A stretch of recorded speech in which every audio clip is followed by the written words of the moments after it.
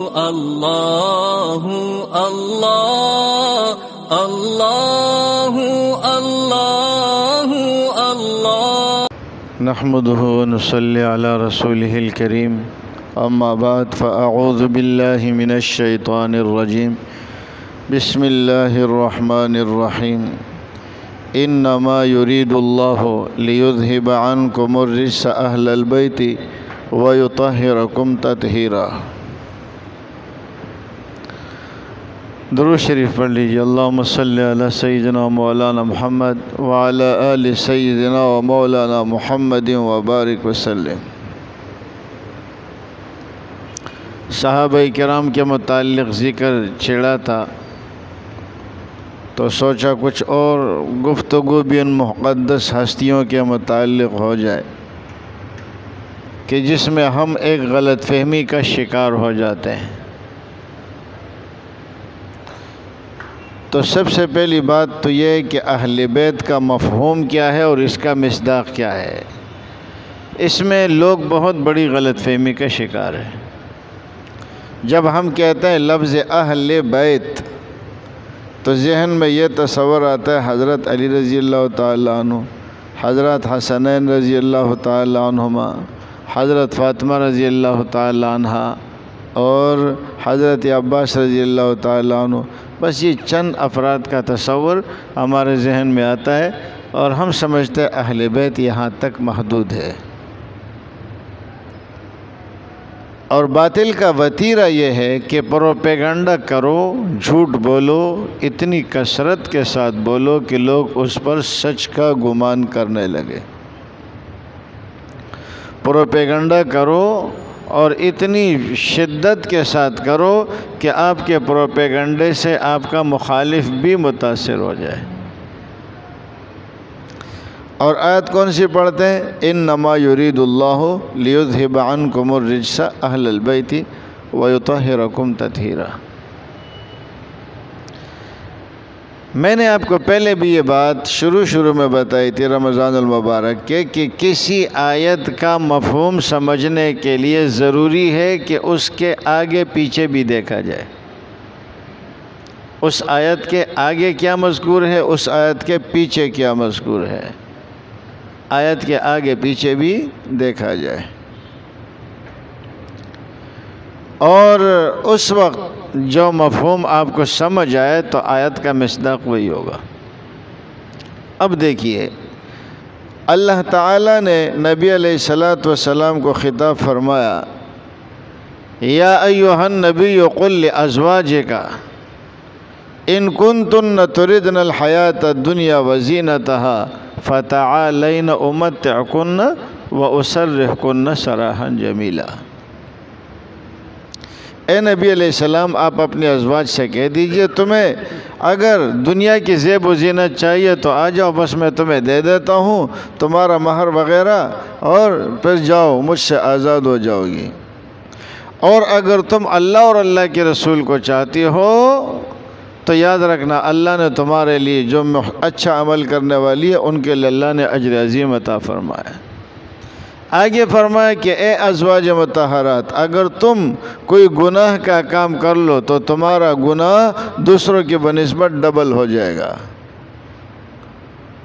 یہاں بھی ایک اشکال آتا ہے، یہ تو پھر ازواج مطہرات کے ساتھ ظلم ہے، اور کمال یہ کہ اشکال ملحدین کرتے ہیں، جیسے کہ بڑے ازواج مطہرات کے جو ہے نا خیر خواہ ہیں، ادھر خدا کے وجود کو نہیں مانتے، ادھر پیرا کے کہتے دیکھو یہ ازواج مطہرات کے ساتھ ظلم ہے۔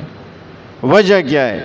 وجہ یہ ہے کہ ازواج مطہرات کا خصوصی تعلق ہے نبی علیہ السلام کے ساتھ، تو اس لیے اس کے جرم کی شناخت اور بڑھ جائے گی، تو پھر سزا بھی دگنی ہو جاتی ہے۔ تو ذکر کس کا ہوا؟ ازواج مطہرات۔ آگے کیا فرما رہا ہے؟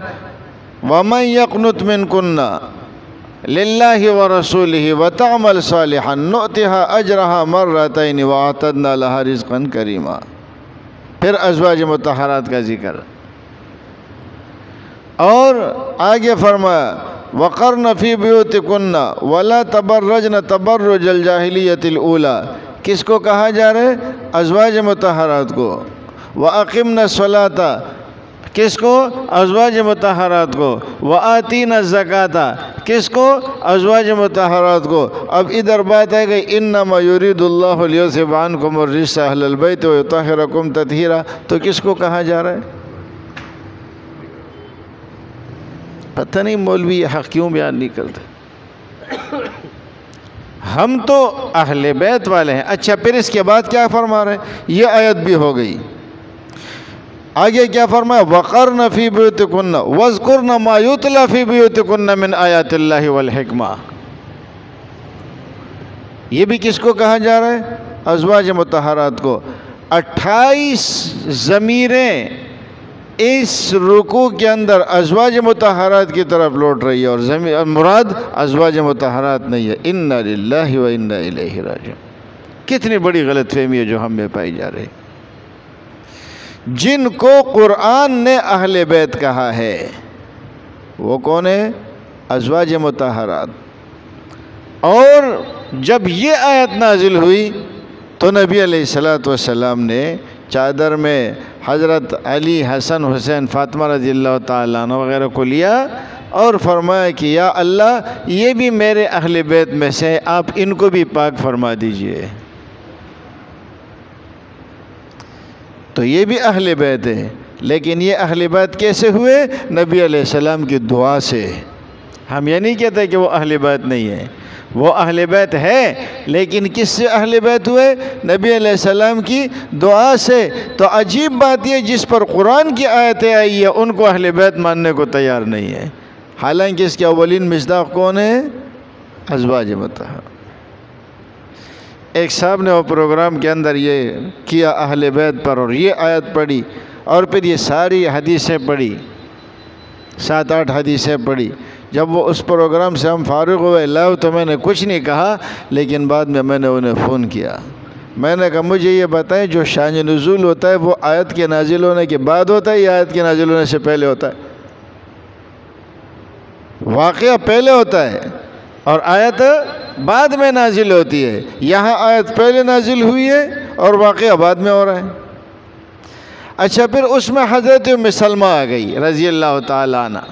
حضرت ام سلمہ جب آ گئی کہنے لگے یا رسول اللہ مجھے بھی چادر میں لے لے۔ آپ نے فرمایا نہیں، انت علی خیر۔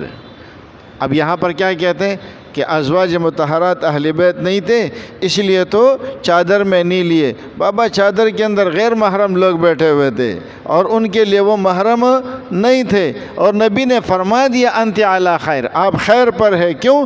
آپ کو تو اہل بیت میں اللہ نے شامل فرمایا ہے۔ میں تو ان کی بات کر رہا ہوں جو قرآنی آیت میں شامل نہیں ہے۔ تو اب آپ دیکھیں کتنا بڑا دھوکہ ہے، کتنا بڑا دھوکہ ہے۔ یہ کچھ چیزیں ہوتی ہیں جن کا سمجھنا ضروری ہوتا ہے، لیکن پتہ نہیں مجھے حیرت علماء پر ہوتی ہے۔ ایک بندہ اگر بیچارہ ان پڑھ ہے، لا علم ہے تو کوئی بات نہیں، اس سے ہو جاتی ہے، لیکن ایک عالم آدمی، علماء کو میں نے دیکھا ہے۔ اچھا حضرت علی رضی اللہ تعالیٰ عنہ، حضرت حسنین، حضرت فاطمہ، ان کے لیے لفظ سلام استعمال کرنا، علیہ السلام۔ اچھا اگر آپ کہیں کہ جی آپ نے علیہ السلام کیوں کہا، یہ تو انبیاء کرام کے لیے استعمال ہوتا ہے، تو آگے سے کہتے ہیں کہ ہم تو ایک دوسرے کو بھی، کیا آپ ان کو علیہ السلام نہیں کہتے؟ کیا آپ حضرت علی پر سلام نہیں بھیجتے؟ اب آپ خود پریشان ہو جائیں گے کیوں نہیں بھیجتے، تو ٹھیک ہے پھر کہو، لیکن میں ان سنی حضرات سے پوچھتا ہوں کیا آپ حضرت ابوبکر پر سلام نہیں بھیجتے؟ آج تک کسی نے ابوبکر علیہ السلام کہا ہے؟ نہیں کہا۔ کسی نے حضرت عمر علیہ السلام کہا ہے؟ نہیں کہا۔ کسی نے حضرت حسین حضرت عثمان علیہ السلام کہا ہے؟ نہیں کہا۔ تو معلوم ہوا کہ علیہ السلام کا لفظ بھی گڑبڑ کر رہا ہے، اور وہ کیسے گڑبڑ کر رہا ہے کہ یہ ایک نظریہ اور عقیدہ ہے کہ جو حضرت اہل بیت یعنی حضرت حسن حسین اور خاص کر حضرت علی یہ امام ہے، اور وہ کہتے ہیں امامت کا درجہ نبوت سے بھی بڑا ہے۔ آپ کو پتہ ہے آپ کتنے بڑے غلط فہمی کا شکار ہے۔ یہ اس بنیاد پر وہ کہہ رہے ہیں کہ امامت کا درجہ نبوت کے درجے سے بلند ہے، اور آپ بھی اس میں لگے ہوئے ہیں۔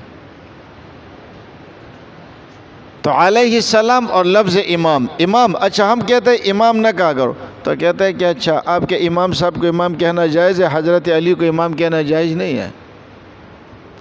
تو آپ بھی پوچھ لیا کرو نا کہ میرے امام صاحب کو امام کہنا جائز ہے، حضرت ابوبکر کو جائز نہیں ہے؟ معلوم ہوا کہ یہاں لفظ امام میں بھی ڈنڈی مار رہا ہے، علیہ السلام میں بھی ڈنڈی مار رہا ہے، اور پروپیگنڈا اتنے زوروں پر ہوا ہے کہ ازواج مطہرات کو کوئی اہل بیت میں شامل ہی نہیں مانتا۔ شاید آپ لوگوں میں سے بہت کم لوگوں کو یہ پتہ ہو کہ ازواج مطہرات اصل اہل بیت ہیں، اور باقی بھی اہل بیت ہے لیکن دعا کے ذریعے۔ ہمارے مولوی ہمیں بتاتے ہی نہیں، ڈرتے بیچارے۔ اچھا، اب اہل بیت کا معنی کیا ہے؟ کسی زبان میں بھی لے لو، کسی زبان میں۔ عربی میں کیا کہتے ہیں؟ اہل بیت، معنی کیا ہے؟ گھر والے۔ اردو میں کیا کہتے ہیں؟ گھر والے۔ فارسی میں کیا کہتے ہیں؟ اہل خانہ۔ پشتو میں کیا کہتے ہیں؟ کور والا۔ اور زبانوں میں لے لو۔ تو اہل بیت کا اطلاق اس وقت ہوتا ہے جب بیویاں ساتھ میں ہو، بیویاں ساتھ میں نہ ہو تو اہل بیت کہہ ہی نہیں سکتے۔ آپ کے ساتھ آپ کی 2 بیٹیاں جا رہی ہے، ایک بہن جا رہی ہے، اچھا آپ سے کسی نے پوچھا کون ہے، آپ یہ نہیں کہتے یہ میرے گھر والے ہیں۔ بیٹی کو کوئی گھر والی کہتا ہے؟ بہن کو کوئی گھر والی کہتا ہے؟ اب آپ کی 10 بہنیں اور 4 بیٹیاں ہیں اور ساتھ میں ایک بیوی ہو گئی، تو ایک بیوی کی برکت سے سب کو اہل بیت کہہ دیں گے، بیوی نہیں ہوگی تو آپ اہل بیت کہہ ہی نہیں سکتے۔ قرآن کریم نے اہل بیت کا اطلاق کس پر کیا ہے؟ قالوا اتعجبین من امر اللہ رحمت اللہ علیکم وبرکاتہ علیکم اہل البیت، کون مراد ہے؟ بیوی۔ فنجیناہ واہلہ الا امرأتہ، اہل میں شامل تھی جبھی تو نکال دیا۔ نبی علیہ السلام نے ایک زوجہ سے نکاح فرمایا، جب صبح کا وقت ہوا حضرت عائشہ پوچھتی ہے رضی اللہ تعالیٰ عنہ کیف وجدت اہلک، آپ نے اپنے اہل کو کیسے پایا؟ تو اہل کا تو اصل مصداق ہی زوجہ ہے، زوجہ نہ ہو تو دوسرے مصداق کیسے بن سکتے ہیں؟ لیکن اس آیت کو انہوں نے ہم سے چھین لیا۔ تو پھر ہم ان سے پوچھتے ہیں کہ بھائی پچھلی آیت میں کس کا ذکر ہے؟ ازواج مطہرات کا۔ بعد والی آیت میں کس کا ذکر ہے؟ ازواج مطہرات کا۔ یہ بیچ میں اہل بیت کہاں سے ٹپک پڑے؟ اب دیکھیں جواب کیا دیتے ہیں، کہتے ہیں کہ یہ صحابہ نے نعوذ باللہ تحریف کی ہے، یہ آیت سورہ احزاب کی ہے ہی نہیں، یہ آیت سورہ دہر کی، صحابہ نے اٹھا کے سورہ احزاب میں رکھی ہے۔ ہم کیا کہیں بابا؟ یہ ہے۔ اچھا تو اب آپ خود اندازہ کریں کہ اہل بیت اصل میں کون ہے؟ ازواج مطہرات جو قرآن والے، اور باقی اہل بیت ہیں، یقیناً ہے، اور ان کو اللہ نے ایک دگنی فضیلت دی ہے اپنی جگہ۔ کیوں؟ وہ صحابہ بھی ہیں اور وہ اہل بیت بھی ہیں، اور ہمارے لیے ان کا ذکر ہی ہمارے نجات کے لیے کافی ہے۔ لیکن جب ہم صحابہ کے حق میں کوئی بات کریں نا تو پھر کہتے ہیں دیکھو ناسبی ہو گیا ہے، دیکھو یہ حضرت علی کا دشمن ہے، انا للہ و انا الیہ۔ ہم سیدھا دین سکھا رہے بابا۔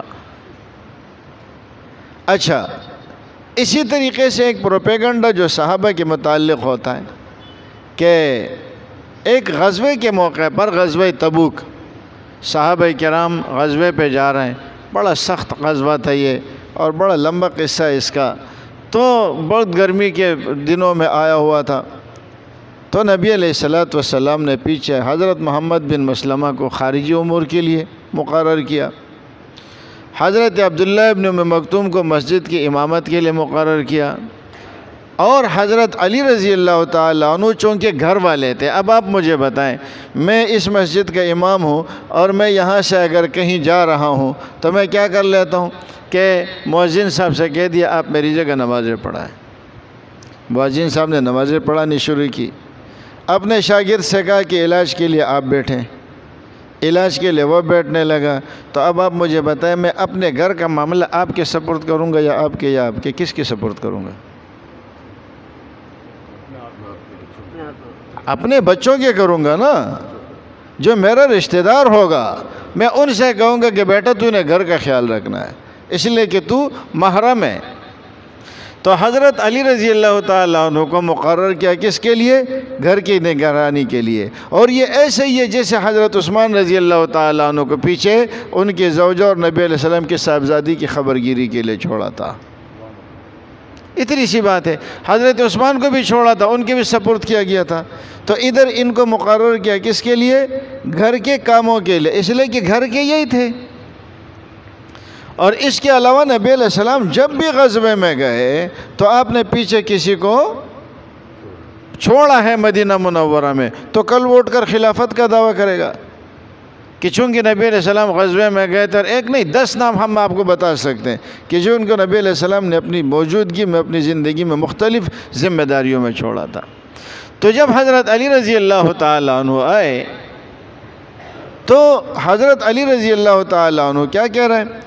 نبی علیہ السلام سے کہہ رہے ہیں یا رسول اللہ، آپ مجھے بچوں اور عورتوں میں چھوڑ کر جا رہے ہیں؟ میں مرد ہوں، طاقتور ہوں، جنگ لڑ سکتا ہوں، آپ مجھے عورتوں اور بچوں میں چھوڑ کر جا رہے ہیں؟ ایسا نہ کرے۔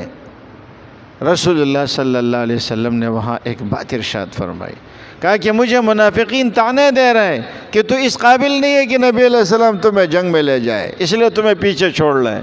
فرمایا وہ لوگ جھوٹ بول رہے ہیں، تو پھر آپ مجھے کیوں چھوڑ رہے ہیں؟ اب یہ بات نقطے کے قابل ہے۔ نبی علیہ السلام نے فرمایا تو میرے لیے ایسا ہے جیسے موسیٰ علیہ السلام کے لیے ہارون تھے، انت لی بمنزلت ہارون من موسیٰ، جس کو حدیث منزلت کہا جاتا ہے۔ اے علی تو میرے لیے ایسا ہے جیسے کہ ہارون علیہ السلام موسیٰ علیہ السلام کے لیے تھے۔ کیسے؟ موسیٰ علیہ السلام جب کوہ طور پر جا رہے تھے تو پیچھے قوم میں کس کو چھوڑا؟ حضرت ہارون علیہ السلام کو چھوڑا کہ آپ پیچھے قوم میں رہے۔ فرمایا ہارون اخلفنی فی قومی واصلح ولا تتبع سبیل المفسدین، اور خود کوہ طور پر گئے تو اس لیے کہ وہ قریبی تھے، تو فرمایا تو میرے لیے ایسا ہے جیسے ہارون علیہ السلام تھے، اور ہارون علیہ السلام کو پیچھے قوم کی خبرگیری کے لیے چھوڑا تھا، اس طریقے سے میں تمہیں پیچھے گھر کی خبرگیری کے لیے چھوڑ کر جا رہا ہوں۔ اتنی سی بات ہے۔ کہتے ہیں اچھا یہ نص سے صریح ہے، یہ سب سے طاقتور دلیل ہے۔ او بابا کیا طاقتور دلیل ہے؟ کہ نبی علیہ السلام نے حضرت علی رضی اللہ تعالیٰ عنہ کو اپنا خلیفہ بنایا۔ اب آپ مجھے بتائیں خلافت، چلیں اسی کو مان لیتے ہیں، اسی کو مان لیتے ہیں۔ بھائی جب میں باہر چلا گیا اور اپنے مسلح پہ جس کو کھڑا کیا تو آپ مجھے بتائیں امامت کی مسلح کا حقدار وہ ہوگا یا وہ ہوگا جس کو میں نے گھر پہ بٹھا رکھا ہے؟ اگر کہتے ہو تو پھر عبداللہ ابن ام مکتوم سے کہو نا، مسلح پہ تو وہ کھڑے ہیں، ان سے کہو جن کے خارجی سیاسی امور اور حفاظتی انتظامات جن کے حوالے کیا محمد بن مسلمہ کہ وہ شہر کی حفاظت کرے، اندر کوئی گھس نہ آئے، مدینے کو نقصان نہ پہنچے۔ کچھ عقل سے بھی انسان کام لے۔ اور دوسری بات حضرت ہارون علیہ السلام، اچھا وہ دلیل کیا پکڑتے ہیں کہ موسیٰ علیہ السلام کے بعد ہارون علیہ السلام خلیفہ تھے۔ انا للہ و انا الیہ راجعون۔ ہارون علیہ السلام کی وفات موسیٰ علیہ السلام کی زندگی میں ہوئی ہے، وہ بعد میں تو خلیفہ بنے ہی نہیں ہے، وہ تو ساتھ میں اللہ رب العزت نے ان کے ساتھ لگا لیا، اور آپ نے خود فرمایا تھا کہ اللہ میری زبان میں لکنت ہے، ان کو میرے ساتھ کر دیجئے تاکہ وہ نبوت کے معاملات میں میری معاونت کریں۔ یہ حقیقت ہے انت لی بمنزلت ہارون من موسیٰ۔ کہتے یہ خلافت کی دلیل ہے۔ یہ تو نبی علیہ السلام نے کتنے صحابہ کو جب بھی غزوے پر گئے کسی کو پیچھے خلیفہ بنا کے چھوڑا ہے، تو کیا وہ اٹھ کر کے خلافت کا؟ اور خود نبی علیہ السلام کی حیات طیبہ میں آپ نے حضرت ابوبکر صدیق سے 17 نمازیں پڑھوائی ہے۔ آسان کام تھوڑی ہے، اور اس پہ تو صبح بات ہوئی ہے۔ اچھا اسی طرح یہ نبی علیہ السلام حج سے واپس آ رہے ہیں، اور حضرت علی رضی اللہ تعالیٰ عنہ کو یمن بھیجا ہوا تھا کہ آپ یمن سے خمس وصول کر کے لائیں، مالی غنیمت کا خمس وہ لے کر آئے۔ وہ مالی غنیمت کا خمس، جنگ میں گئے تھے، مالی غنیمت کا خمس لے کر آئے۔ اب جب وہ خمس لے کر آئے تو خمس میں سے انہوں نے اپنے لیے کچھ زیادہ لیا، آ گئے، حج ہو گیا، حضرت علی اپنے ساتھ اونٹ لائے تھے وہ بھی ذبح ہو گئے، اور پھر اس کے بعد یہ ہے کہ وہ حج سے واپس آ رہے ہیں، آپ علیہ الصلوۃ والسلام نے وہاں خطبہ دیا، عرفات میں خطبہ دیا، مشہور خطبہ ہے۔ پھر وہاں سے واپس آئے یہ غدیر کے مقام پر، اور وہاں پر انہوں نے کیا کیا کہ پانی تھا وہاں پر تاکہ نماز پڑھے، پیے، جانوروں کو پلائیں۔ ادھر جب بیٹھ گئے تو کچھ لوگوں نے آ کر حضرت علی رضی اللہ تعالیٰ عنہ کی شکایت کی کہ یا رسول اللہ انہوں نے خمس میں اپنے لیے اتنا لیا ہے اور اتنا لیا ہے، انہوں نے ہم سے زیادہ لیا ہے۔ جب یہ شکایت کی تو نبی علیہ الصلوۃ والسلام نے فرمایا کیا تمہارے دلوں میں حضرت علی کے خلاف کوئی بات آ گئی ہے؟ کیا حضرت علی رضی اللہ تعالیٰ عنہ کے خلاف تمہارے دلوں میں کوئی بات آ گئی ہے؟ تو انہوں نے کہا جی ہمیں تو یہ اشکال ہے۔ آپ نے فرمایا خبردار، یاد رکھو من کنت مولاہ فہذا علی مولا، جس کا میں دوست ہوں علی اس کا دوست ہے۔ یہ ہو ہی نہیں سکتا کہ علی سے دشمنی کرے اور مجھ سے دوستی کرے۔ علی کی مخالفت دل میں مت بٹھانا۔ کیوں مت بٹھانا؟ اس کی وجہ یہ ہے فرمایا کہ جتنا علی نے لیا ہے یہ اس سے بھی زیادہ کا مستحق تھا۔ یہ تو خمس ہے نا، ٹوٹل مالی غنیمت توڑی ہے، اور خمس میں تو ہے کس کے لیے؟ وَاعْلَمُوا أَنَّمَا غَنِمْتُم مِّن شَيْءٍ فَإِنَّ لِلَّهِ خُمُسَهُ وَلِلرَّسُولِ وَلِذِي الْقُرْبَى وَالْيَتَامَى، یہ تو اس کے مصارف ہے۔ اور آپ نے فرمایا، اب دوسری روایت دیکھیں، اللہم والی موالہ، یا اللہ جو حضرت علی سے محبت کرے تو بھی ان سے محبت کر، وعادی من عادہ، جو حضرت علی سے کیا کرے وہ نفرت کرے تو یا اللہ تو بھی اس سے نفرت کر۔ ان کے دل سے ساری بات ختم ہو گئی، غلط فہمی میں تھے، پیغمبر علیہ السلام نے اصلاح کر دی۔ کہتے ہیں یہاں جو اعلان فرمایا نا تو اب مولا کے معنی کیا آتے ہیں؟ دوست۔ مولا کے معنی آقا، مولا کے معنی آزاد کردہ غلام، مولا کے معنی حاکم، کئی معنی آتے ہیں۔ مولا کی کئی معنی ہے۔ اب موقع اور محل کو دیکھ کر دیکھیں گے، اللہم والی من والہ وعادی من عادا، یا اللہ جو حضرت علی سے دشمنی کرے تو تو اس سے دشمنی کر۔ تو اب والی کا کیا معنی ہوگا؟ دشمنی کی ضد کیا ہے؟ دوستی۔ اب مطلب کیا ہوگا کہ یا اللہ حضرت علی سے جو دوستی کرے تو اس سے دوستی کر۔ کس نے انکار کیا اس کا؟ کیا کرے؟ کہتے ہیں اب میں بھی حضرت علی کو مولا علی کہوں گا۔ کیا ہے؟ اب وہ بھی دوسروں کو نصیحتیں کر رہا ہے۔ یہ ہمارے علماء کی وجہ سے اللہ تعالیٰ کسی کو کوئی مقام دے دیتے ہیں نا، درجہ دے دیتے ہیں، اور وہ جب تھوڑا سا آگے بڑھتا ہے نا اس کے پر نکل آتے ہیں، اور پھر وہ کیا سمجھتا ہے؟ تبلیغی جماعت کیا ہے؟ او خدا کے بندے، خدا نے عزت تبلیغی جماعت کی وجہ سے دی ہے۔ تبلیغی جماعت کا اب کیا خیال تھا کہ چھوڑ دو تبلیغی جماعت کو، اب خود مجتہد بن گیا ہے، اب اپنی پارٹی بنا، اپنی شکل نظر آ گئی ان کو بھی، جو کہتے ہیں میں حضرت علی کو مولا کہتا ہوں۔ ہم بھی مولا کہتے ہیں، لیکن تو صرف حضرت علی کو کیوں مولا کہتا ہے؟ جرأت ہے تو حضرت ابوبکر کو بھی مولا کہے۔ لغوی چکروں میں لوگوں کو پھنسا رہا ہے اور خود بھی پھنس رہا ہے۔ ہم حضرت علی رضی اللہ تعالیٰ عنہ کو مولا مانتے ہیں، لیکن مولا بمانے دوست۔ دوست کا یہ مطلب نہیں ہے کہ درجہ برابر ہو گیا، یاد رکھنا۔ کہتے ہیں کیا تم حضرت علی کے دوست ہو؟ دوست کا یہ مطلب نہیں ہے کہ درجہ برابر ہو گیا، میں نے حضرت علی کے ساتھ کنچے کھیلے، یہ مطلب نہیں ہوتا۔ بلکہ مطلب کیا ہوتا ہے؟ اللہ بھی ہمارے دوست ہے، تو کیا نعوذ باللہ وہ درجے میں ہمارے برابر ہو گئے؟ محبت کرنے والا، حضرت علی رضی اللہ تعالیٰ عنہ سے محبت کرنے والا، جب حضرت علی کی بات آتی ہے تو کہتا ہے کیا حضرت علی کا درجہ تمہارے درجے کے برابر ہے؟ چل مولوی میں تجھ سے پوچھتا ہوں، کیا حضرت ابوبکر کا درجہ تمہارے درجے کے برابر ہے؟ بولنا اس کو بھی دوست۔ یہاں کیوں تمہارا حلق خشک ہو جاتا ہے؟ نہیں بولے گا۔ کیا تم حضرت ابوبکر کو امام نہیں مانتے ہو؟ تو بولنا امام علی۔ امام علی تو بولتے، امام ابوبکر کیوں نہیں کہتے؟ آج تک آپ نے سنا ہے کسی نے کہا امام ابوبکر علیہ السلام؟ سنا ہے؟ سنا وہ بھی نہیں، اس لیے کہ اس کے پیچھے کہانی کچھ اور ہے۔ یہ آپ کو دکھایا کچھ جا رہا ہے اور پیچھے پس پشت کہانی کچھ اور ہے۔ پس پشت کہانی کیا ہے کہ بھائی جو امامت کا درجہ ہے وہ نبوت سے بھی نعوذ باللہ بڑھ کر ہے، تو جب نبی کو علیہ السلام کہنا جائز ہے تو باقی کو کیوں نہیں؟ میں یہ نہیں کہتا کہ باقیوں کا آپ کسی کو علیہ السلام نہ کہہ سکتے ہیں، آپ مردے کو بھی کہہ سکتے ہیں، کوئی بات نہیں۔ ضابطہ کیا ہے؟ اگر کسی شخص کا صحابی ہونا معلوم ہے یا صحابی نہ ہونا معلوم ہے یقینی طور پر، تو اس کو آپ رضی اللہ عنہ کہہ سکتے۔ ایک آدمی صحابی نہیں ہے لیکن مشہور ہے، مثال کے طور پر میں کہتا ہوں امام ابو حنیفہ رضی اللہ عنہ، تو آپ سب کو پتہ ہے کہ ابو حنیفہ صحابی نہیں ہے، تو رضی اللہ عنہ ہم کہہ سکتے ہیں۔ لیکن جہاں کسی کا صحابی نہ ہونا یہ معلوم نہ ہو، وہاں اگر ہم رضی اللہ تعالی عنہ کہیں گے تو وہاں التباس لازم آئے گا کہ شاید یہاں یہ بندہ صحابی ہے۔ تو جب پتہ ہے کہ یہ نبی نہیں ہے، جیسے حضرت مریم علیہ السلام، ضروری نہیں آپ علیہ السلام بھی کہہ سکتے ہیں، آپ علیہ السلام کا لفظ بھی کہہ سکتے ہیں، لیکن یہاں کہانی کچھ اور ہے۔